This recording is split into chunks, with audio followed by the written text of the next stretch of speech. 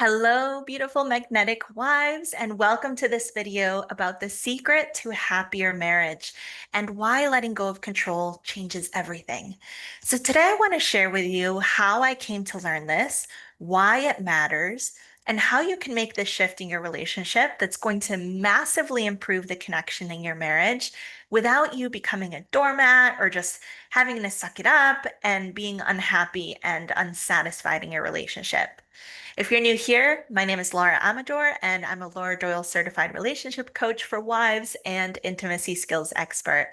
And I create weekly blogs and now weekly accompanying YouTube videos as well to help you create more peace and connection in your marriage.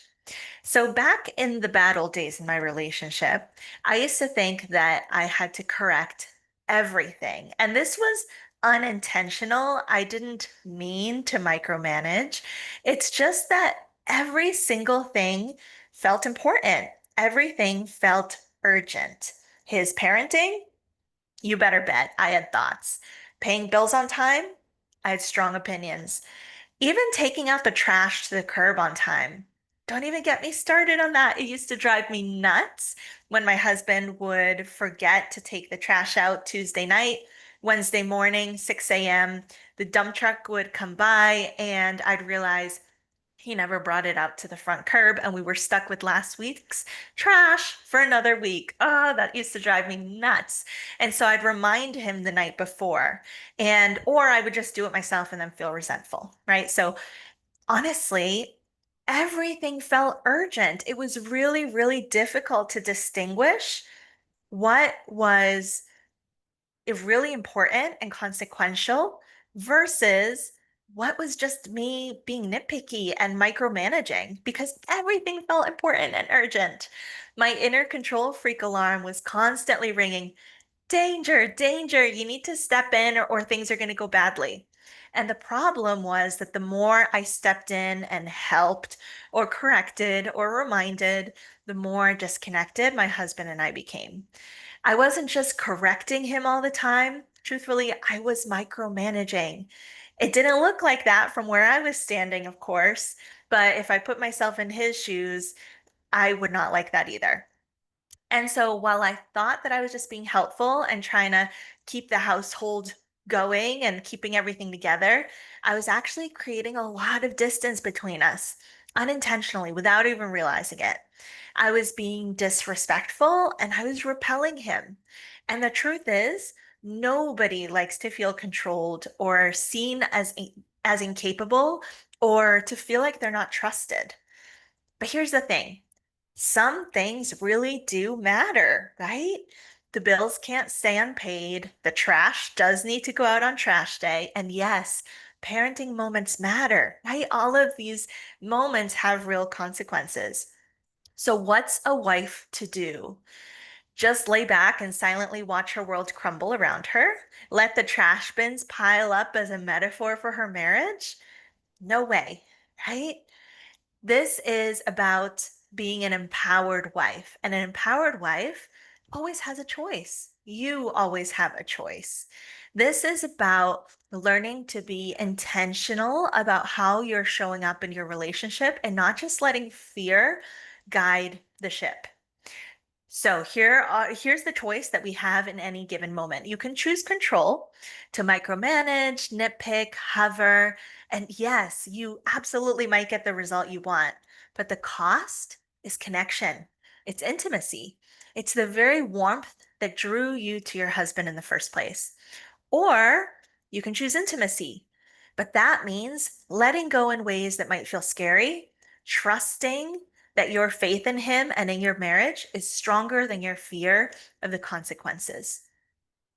So, I want to share a little story about how I had a breakthrough in my life where I really learned the power and the truth of this choice and being able to get some wisdom and choose wisely in my relationship. My husband used to, and actually still does, honestly, he has this habit of picking up free junk off Facebook Market. Or, if he's on his drive home from work and he sees something on the curb with a sign that says free on it, pretty much it doesn't matter what it is. he will pick it up. And so, chairs, cabinets. Actually, look, I'm going to show you. That right there is a cabinet that he recently picked up, and it's now sitting in my office. And it's fine. I don't mind because I'm going to tell you the story about this. But, random tools, you name it, he was just constantly picking stuff up. And I'm speaking past tense. He still does. He still does, as, demonstrated by the cabinets that are right here next to me. And so, you name it, he would pick it up and bring it home. And so at first, when we had first moved into our new home, because for years we lived in a tiny little apartment, and so this wasn't really an option for him. In other words, this habit was new. We moved into our first home, um, and he started bringing stuff home, right? And at the beginning, when we first moved into our first home, we had nothing. I mean, we were eating dinner on, boxes. We didn't have a couch. We did have a TV, but we would watch it sitting on blankets on the floor. I mean, we had nothing when we first moved to this place. And so it felt harmless at first because there was plenty of space. But then things started piling up and our basement got full. And then our shed in the backyard got full. And then there was no more space in the shed. And so the stuff was creeping out onto the flower beds and all around the shed. And this pile was just getting wider, taller, bigger, and our backyard was starting to feel like a full-blown junkyard. And honestly, I felt kind of embarrassed when we had visitors. When my mom came over, I was worried about what the neighbors thought.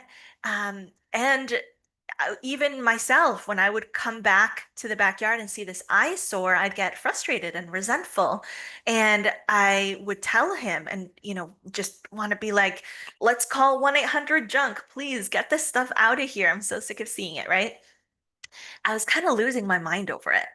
And so one morning, as I was staring at the latest edition, it was this questionable piece of furniture that looked like it belonged in some horror movie or something. I mean, it had already had a full life. I realized something important. I cannot control this without dipping into my connection account with my husband. What I mean by that is control always has a price, and control has always has an implied criticism that comes with it. And in this case, or in most cases, the criticism is you're doing it wrong. And I said most, I think in all cases, whenever I step in to control something, the implied criticism is you're doing it wrong. I know better. I have the right answers, right? And honestly, I was getting tired of being Miss Smarty Pants with all the answers. I was also, and most especially, getting tired of feeling lonely all the time. And the truth was, the world would not end if you brought home another chair, but our closeness might. So I made a choice. I decided to let go of control of this. I let go of my obsession with the junk pile. I decided to accept it, to be okay with it, to find peace within myself. And I decided intimacy was more important than controlling the backyard aesthetic in this, corner, this growing corner of the backyard. It was terrifying because I didn't know that if I let go of this, how big was that pile gonna get? I mean, right? So it was scary. And it was liberating. It felt like, ah, that's no longer a problem. One less problem to worry about, right? What a relief. And here's the magic part. The story did not end with clutter and me just sucking it up and being swallowed by the clutter in my backyard, right? My husband actually gave new life to all the stuff that I had labeled as junk. He worked on each and every Facebook Market find and made a project out of it, which I think is pretty attractive to have a man that's so handy. And he made treasure out of what had been other people's trash. So not only did he save us a lot of money, but he helped reduce waste in the world. And also, I was pretty proud. Like, wow, I didn't even know he was capable of doing all this stuff that he's been able to do. He fixed up this broken lawnmower that somebody was throwing away because it didn't work anymore. He managed to fix it, and that same lawnmower for the past 5 years has been keeping our whole acre of land looking beautiful for 5 years now. He fixed up these two old drivable, those battery drivable cars that the kids sit in. There were two on the curb with for free signs. He fixed those up, got them working, and our kids have a blast on them. They love those things. He built a sandbox and a playground from these old wood planks that somebody was giving away. He even got a zip line that turned our backyard into the place that all our kids' friends want to play at. And he got us a hammock just for the two of us where we sit and sip lemonade and chat and hold hands in the evenings. And it's actually really romantic and sweet. So that act, that decision to let go of what I just thought was this growing junk pile really opened up a new kind of intimacy and admiration for my husband and trust that I hadn't allowed myself to experience before. I didn't stop caring about important things. I just stopped letting fear dictate how I was showing up in our marriage. I learned to trust my husband more and more and to appreciate all the wonderful things I have in life, which is why, for example, I don't mind at all having these cabinets in my office right now because I know I'm going to get to enjoy the benefits when our kitchen looks awesome and has these, refinished cabinets in there with more space. So I'm actually excited. And so I'm so thrilled that I learned to choose connection over control because not only did our marriage deepen, but our family now has a backyard full of laughter and creativity and shared joy. So I want to leave you with an invitation for this week. I want to invite you to experiment with this, to pick one thing that drives you crazy about your husband and that really maybe it feels like it's urgent and important, but maybe it's not as urgent and important as you think, right? Maybe it's something that makes you want to step in and hint or help or manage or fix or redo or control in some way, right? I want to invite you to take a step back, take a deep breath, and choose your faith over your fear and see if you can just let it go. Treat this as a little experiment. Watch what happens. And I bet when intimacy takes priority over controlling your life, that you might be surprised by the joy that that brings. So I want to just give you a quick little summary um, so that you have all the important points so that you can have some takeaways for today. Trying to control everything can erode intimacy. I know it did in my life, in my marriage, for sure. Some things, in my case, a lot of things or everything, can feel really urgent and super important. But the cost of control is often connection. And at least in my marriage, it's always connection. That's the cost. Am I willing to pay that? Am I willing to pay it over the trash, right? I mean, yeah, it's annoying to have the trash for an extra week, but is it worth the price of intimacy? I don't know. I know for me, that answer is no longer yes. And learning to trust my husband, it created this space for him to step up in ways that I didn't expect him to. Letting go in small ways creates space for intimacy. Empowered wives, which is, yes, you and me, right? We are empowered wives. We always get to choose between intimacy or control. And it's so powerful when fear isn't just on standby, isn't the autopilot always driving the decisions in our life, right? It's an intentional choice.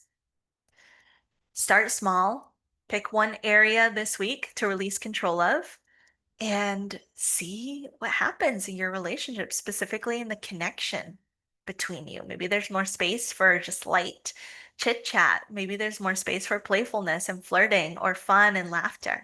Okay. Sometimes what you let go of becomes something even more amazing than you ever imagined. Choosing intimacy over control is not always easy. In fact, it rarely is, especially in the beginning, in my experience. But when it comes to my marriage, it's always worth it. Every time you let go of fear and every time you prioritize connection over perfection, you're investing in the love, the trust, and the joy that makes your marriage thrive. So remember, you don't have to do it perfectly all the time. I certainly don't. You just have to start somewhere. Even a small step forward can spark a big transformation. And to really cement in these ideas and concepts and more of the secrets that lead to a happier marriage, I'm thrilled to share that in a few weeks, at the beginning of September, I'll be hosting a special event just for wives like you. It's going to be live and interactive experience where I'm going to share so much more about how to strengthen your marriage, deepen intimacy, and create real connection every single day. So keep an eye out for that. Stay tuned. I'm still putting all the details of that together. So as soon as that's done, I'll be able to share the day and more of the details. So keep an eye out in my weekly newsletter for the official invite coming out in a few weeks. And I'd love to invite you to subscribe to my new YouTube channel so you don't miss any of the tips, stories, and updates that I'll be sharing every single week. All right. Ladies, thank you so, so much for tuning in. I hope this was helpful. Please let me know in the comments what it is that you want to experiment with and let go of this week. Take care, and can't wait till next week. Bye bye.